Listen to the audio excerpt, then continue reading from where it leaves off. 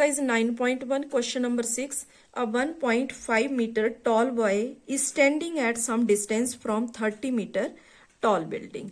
यानी कि 1.5 metre tall boy, मान लो ये है 1.5 metre tall boy standing at some distance of 30 metre tall building, यानी कि वो एक 30 मीटर टॉल बिल्डिंग के सामने खड़ा है। तो ये बन गई 30 मीटर टॉल बिल्डिंग।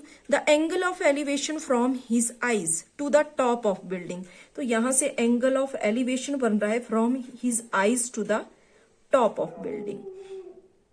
ठीक है, तो यहां एंगल ऑफ एलिवेशन बन रहा है, तो इसका मतलब ये हुआ कि हॉरिजेंटल लेवल ये है।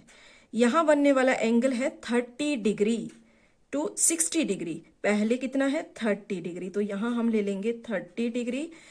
अब देखो to 60 degree as he walks towards the building, जैसे ही ये लड़का बिल्डिंग की तरफ थोड़ा चलता है, ठीक है, अब यानी कि ये लड़का यहां पहुंच गया है 1.5 metre.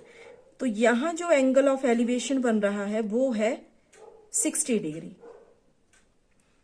Find the distance he walk towards the building, यानी कि हमें ये वाली डिस्टेंस निकालनी है कि लड़का बिल्डिंग की तरफ कितना चला।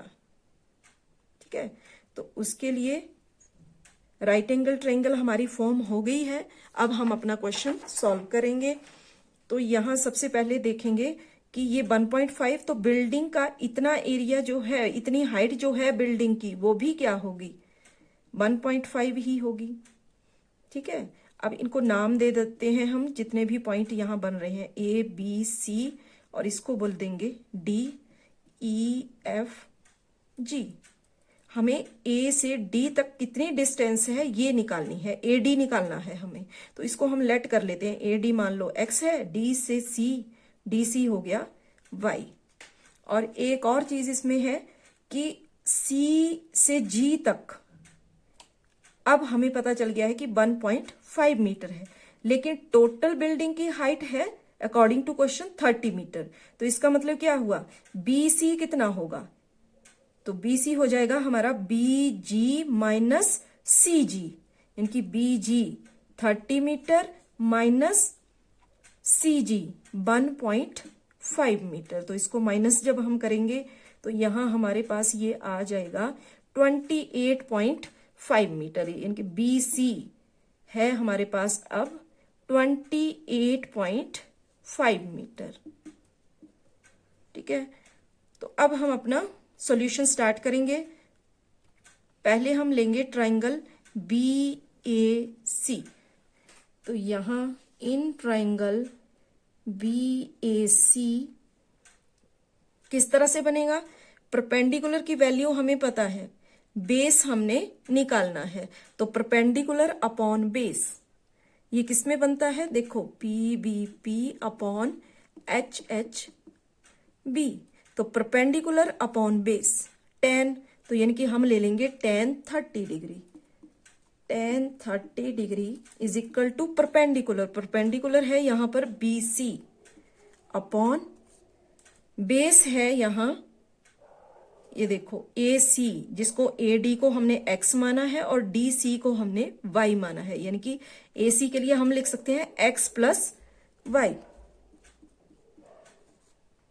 ठीक है, अब यहां हम वैल्यू पुट कर देंगे, tan 30 हो गया 1/√3 is equal to B C, B C की वैल्यू है 28.5 metre upon x plus Y. तो यहां क्रॉस मल्टीप्लाई कर लेंगे, तो x plus Y is equal to हो जाएगा 28.5√3।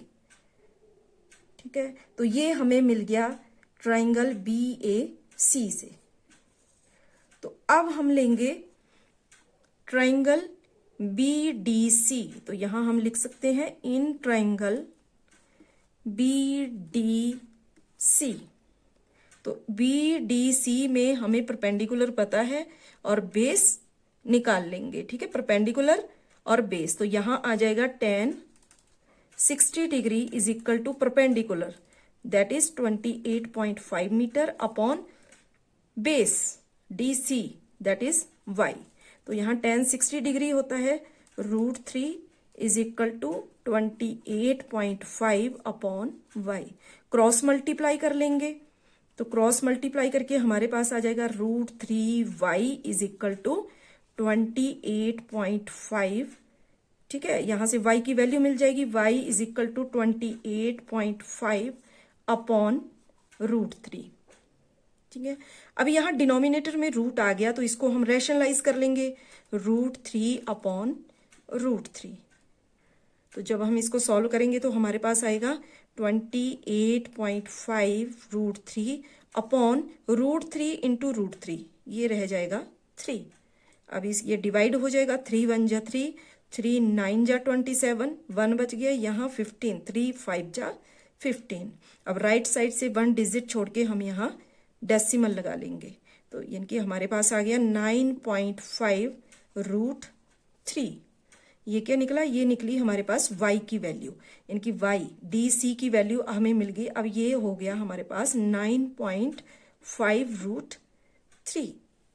तो ये जो हमारे पास y की वैल्यू आई, इसे हमने मान लो ये इक्वेशन 1 है, ये जो हमारा x plus Y is equal to आया था ना ट्राइंगल BAC में, इसको इक्वेशन 1 मान लेंगे। तो ये जो y की वैल्यू आई, इसको हम पुट करेंगे इक्वेशन नंबर 1 में। तो यहां हम लिख सकते हैं put y is equal to 9.5 √3 in equation 1। तो जब y की वैल्यू हम x प्लस y के प्लेस पे आ जाएगा 9.5 √3 इज इक्वल टू 28.5 √3। ठीक है, यहां से x की वैल्यू निकाल लेंगे, तो x की वैल्यू निकालनी है तो x यहीं रहेगा और उसके साथ ये जो है ये इक्वेशन के दूसरी तरफ जाएगा और इसका साइन चेंज हो जाएगा, यहाँ प्लस में है तो इस तरफ माइनस 9.5 √3।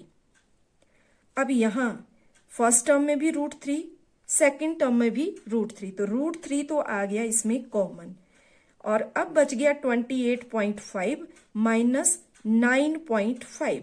तो जब हम इसको माइनस करके देखेंगे तो हमारे पास आएगा 091, यानी कि 19.0, 19 आ गया हमारे पास। ठीक है, तो ये आ गई x की वैल्यू। तो x क्या माना था हमने, AD को, तो x की वैल्यू हमें मिल चुकी है 19 √3 मीटर, और यही हमें निकालना था। ठीक है, कि लड़का A से D तक बिल्डिंग की ओर कितनी डिस्टेंस कवर की, तो इसका आंसर आ गया हमारे पास 19 √3।